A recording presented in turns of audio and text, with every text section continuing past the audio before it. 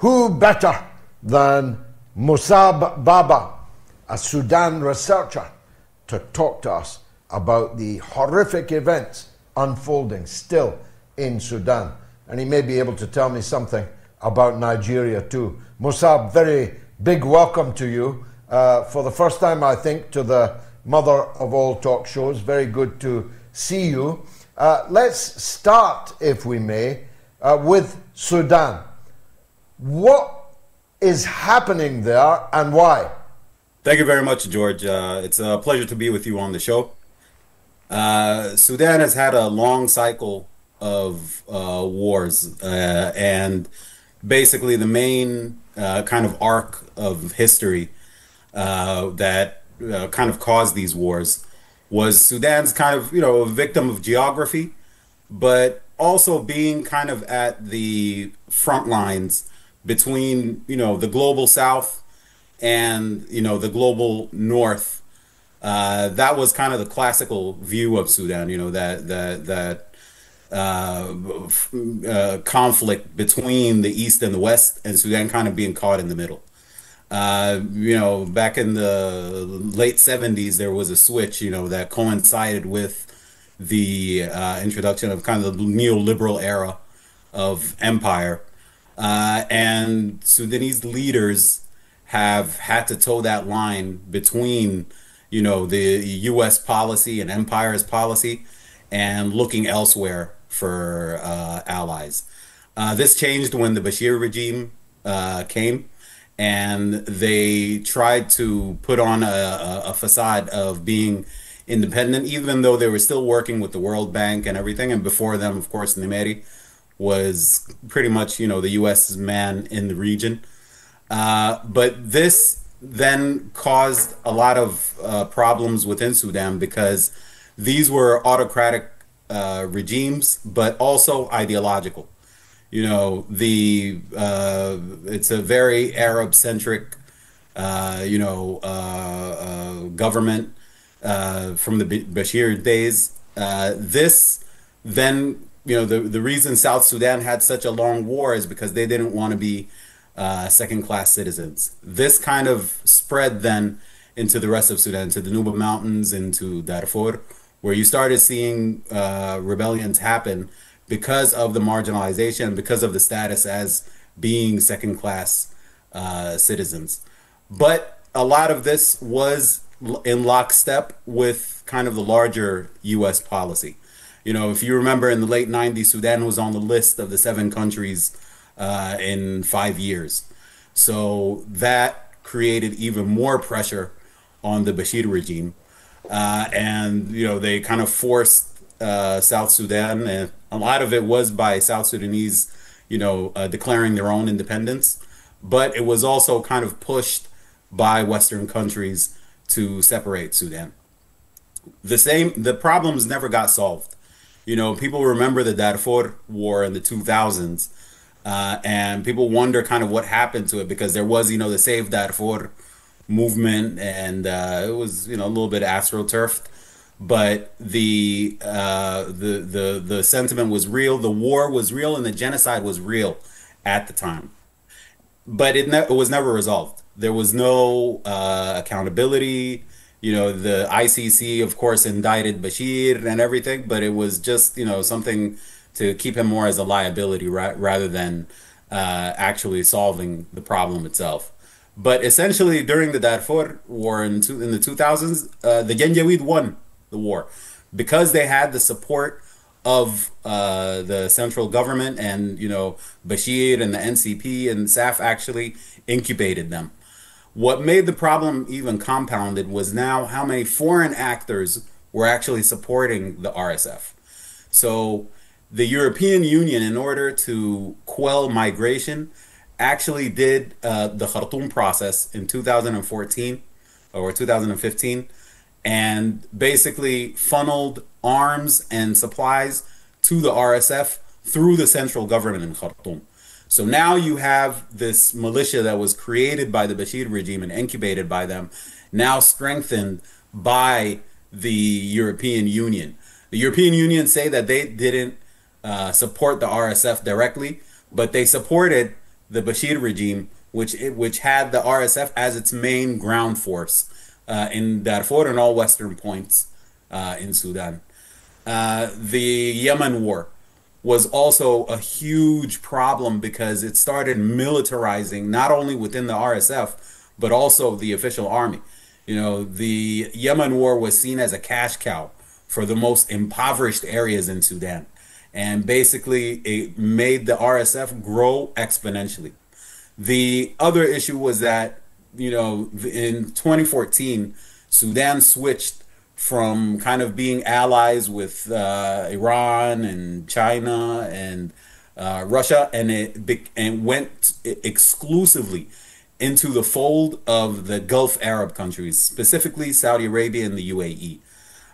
Egypt also was starting to play a very nefarious role in Sudan because of their problem, mainly with the Ethiopian dam, the GERD, and the clash over that. So Sudan externally has been kind of squeezed and broken by a larger neo-colonial, order, which now sees countries like the UAE as being one of the cornerstones of the new Middle East kind of, coalition and powerhouse. So when we talk about the multipolar world, now we have a central pole within the Middle East that actually has its own imperial ambitions. So this war actually came on the heels of, there was the popular mass movement in 2018 and 2019 that removed Bashir. This is the kind of the first time since Sudan's independence that you have a national consensus among different parts of Sudan and across different ethnicities and classes saying that they want democratic change. The push for democracy was always, in a lot of African circles, is seen as a Western-backed kind of agenda. In this case, it was the opposite. The people went out to the streets to remove Bashir after Bashir kind of folded to Western countries and started going and, even talks about normalizing with Israel and everything. So the West was kind of seeing Sudan as being now playing fair and playing ball and, playing its position. The movement in 2019 disrupted that and said, no, we want a sovereign country. We want our resources to be owned by Sudanese, because that's a big part of it. Oil, when South Sudan was still part of Sudan, you have livestock, gold, gum arabic, agriculture is huge, food security for the Middle East.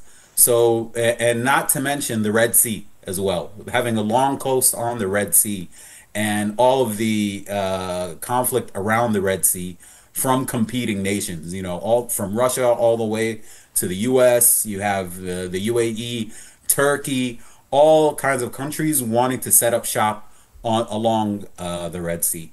So Sudan has a complicated past, but the kind of fascist nature of the Bashir regime for the past 30 years, and you can go back the past 40 years along with Nimeri, have kind of led to this break within Sudan. And unfortunately right now, with the RSF being unleashed on the population, you now have the possibility of a third split where Darfur and Kordofan would split off from Sudan.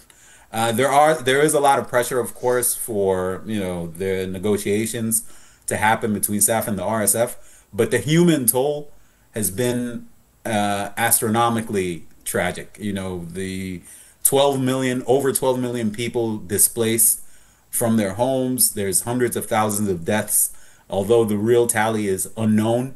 But the Sudanese civilian has been paying the price for the past 30 or 40 years on this. And unfortunately, the more you are in the margins of Sudan and belong to indigenous groups in Sudan, you're carrying a heavier toll of these wars.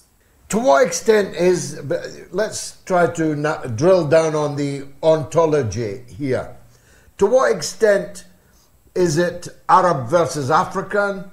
To what extent, the conduct of the RSF this week has been like ISIS on steroids. but do they share the ISIS mentality as well as the modus operandi? And if they were to further partition Sudan and take these areas, what kind of state would that be? So the identity issue is a huge issue that's kind of been, a dark cloud over Sudan for a long time. And the Arab versus African dynamic is true, but it's much more complex than just, ethnicities going against each other. The RSF is made up of mainly nomadic tribes that are pastoralists and depend on grazing lands. You have most of the indigenous groups in Darfur. The non-Arab groups are agricultural groups. So then you have other issues like desertification. Pastoralists have to move further south, encroaching on farmers' land. So there is that dynamic that feeds into the existing kind of split between Arab and non-Arab. But this has been mainly pushed by the Bashir regime. The Arab-centric view of Sudan and the imposing of the identity and language and culture and everything has been something that the Bashir regime has kind of pushed and created this huge catastrophe since the days of South Sudan. So it's a bit complicated, but historically these groups have been living with each other side by side for thousands of years. Any issues that have to do with the economic issues of agriculturists and pastoralists were solved on a community level.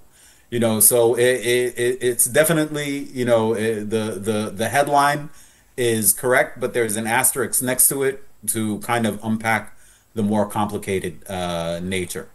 Now, yes, within the context of violence and violence on communities and how ruthless it is reminiscent of ISIS, but instead of a hardline Islamist ideology, it's a very tribal ideology. So you don't the state under an RSF governance would be a disaster, because not only is there the ideology, but also the nature of the outfit itself. It's originally a criminal outfit that was set up by Bashir to quell rebellions, and they didn't care what kind of tactics they were using. Burning of villages, raping of women, displacement. This has been an ongoing saga for a long time in Sudan. And, any non-Arab minorities within that fold, we've seen what happened to the Masalit group in Western Darfur in June of 2023. And now we're seeing what's happening with Al-Fashir. And we as Sudanese, because we look at these videos, we see the rhetoric, we're listening to, Facebook Live and Clubhouse and the kind of rhetoric that's there, and it's a racist, genocidal rhetoric that comes out. But, the RSF didn't come up with this on their own. This was also shared by a lot of the leadership within the Bashir regime. And what exactly are these Arab Gulf countries doing meddling in this grisly stew? Are they in it for the gold or what? So the main culprit over here is the UAE. Egypt has a very nefarious role as far as kind of, coercing Sudan to move away from civilian rule and, wanting to influence Sudan and South Sudan. Egypt's ambitions are more contained within, the Nile Valley and all the countries along the White Nile and the Blue Nile and things of that sort. But the UAE has a bigger footprint. The UAE is truly the scarier ambitions, because it's not just Sudan. It's Sudan, it's South Sudan, it's Chad, it's their relationship with Addis Ababa and Ethiopia. It's working with countries like Kenya and Uganda, working with factions within Somalia, for example, supporting Puntland and Somaliland, and kind of encouraging their kind of self-determination. So they're really playing a bigger role in Africa to kind of divide and conquer and gain access to a lot of resources. They're involved in the Congo as well. When you go around on the continent, you're going to see those UAE fingerprints in a lot of countries, unfortunately. And I think it's because there's a void that's been left. African countries usually used to look at the East and the West. They used to look at the US and European countries for partnerships, for funding, for, these kind of issues. And they used to look to the East for partnerships as well. Classically, back in the days with the USSR, but now, with China. And now it seems like the military world order from the West, it's retracting. So this creates some kind of space within the continent for other so-called partners to come in. So the UAE kind of recognized this, and to what extent this is coordinated between them and Washington and Tel Aviv is also a question mark. But we know that there's a very strong connection there. Even when you look at 2023 and 2024, when Netanyahu would come to the UN, he would have this map of the new Middle East, where he would include the Gulf countries, Egypt, and Sudan exclusively.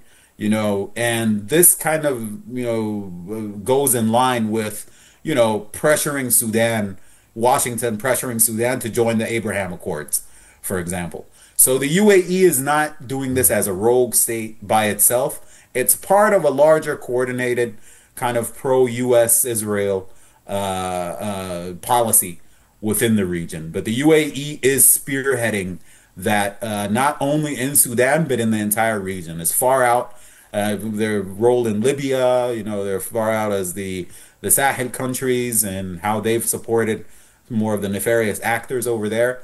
So it's a huge problem, but we're used to the classic look of imperialism, but we kind of need to, switch our view a little bit to start looking at who are the new actors in this neo-colonial order on the continent. That's been really helpful, Mossab. How can people follow you to take advantage of your wisdom on these matters?